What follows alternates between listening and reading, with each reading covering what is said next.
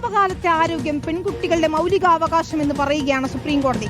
ആർത്തവാരോഗ്യത്തിലെ കേന്ദ്ര നയവുമായി ബന്ധപ്പെട്ട ഹർജിയിലാണ് സുപ്രീം കോടതിയുടെ പരാമർശം. പെൺകുട്ടികൾ അപര്യാപ്തതയുടെ ഇരകളായി മാറ്റപ്പെടരുതെന്നും ഉന്നത നിലവാരത്തിലുള്ള ആരോഗ്യം ഉറപ്പുവരുത്തണമെന്നും സുപ്രീം കോടതി വ്യക്തമാക്കുന്നു. ജസ്റ്റിസുമാരായ JB പാർദിവാല, R മഹാദേവൻ എന്നിവർ ഉൾപ്പെട്ട ബെഞ്ചിന്റേതാണ് ഈ നിരീക്ഷണമായി വരുന്നത്. സായികുമാറാണ് ചേരുന്നത് വിശദാംശങ്ങളുമായി. സായി, ഏത് സാഹചര്യത്തിലാണ് ഇപ്പോൾ സുപ്രീം കോടതി ഇക്കാര്യങ്ങൾ ഓർമ്മിപ്പിക്കുന്നത്? തീർച്ചയായും വിനിത, പെൺകുട്ടികളെ സംബന്ധിച്ചിടത്തോളം വളരെ നിർണായകവും സുപ്രധാനവുമായ ഒരു വിധി പ്രസ്താവമാണ് ഇന്ന് സുപ്രീം കോടതിയിൽ നിന്നുണ്ടായത്. പെൺകുട്ടികളുടെ ആർത്തവാരോഗ്യത്തിലെ കേന്ദ്ര നയവുമായി ബന്ധപ്പെട്ട ഹർജിയിലാണ് ജസ്റ്റിസുമാരായ JB പാർദിവാല, R മഹാദേവൻ എന്നിവരുൾപ്പെട്ട ഡിവിഷൻ ബെഞ്ച് ഈ സുപ്രധാനമായ വിധി പറയുന്നത്.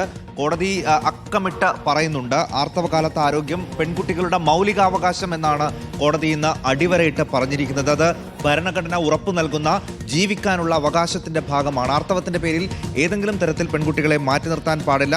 ആർത്തവ സമയത്ത് ആരോഗ്യ സുരക്ഷിതത്വം ഉറപ്പാക്കുന്ന ഉൽപ്പന്നങ്ങൾ ലഭിക്കേണ്ടതും ഈ പെൺകുട്ടികളുടെ മൗലികാവകാശത്തിന്റെ ഭാഗമാണ് എന്ന് കോടതി പറയുന്നു.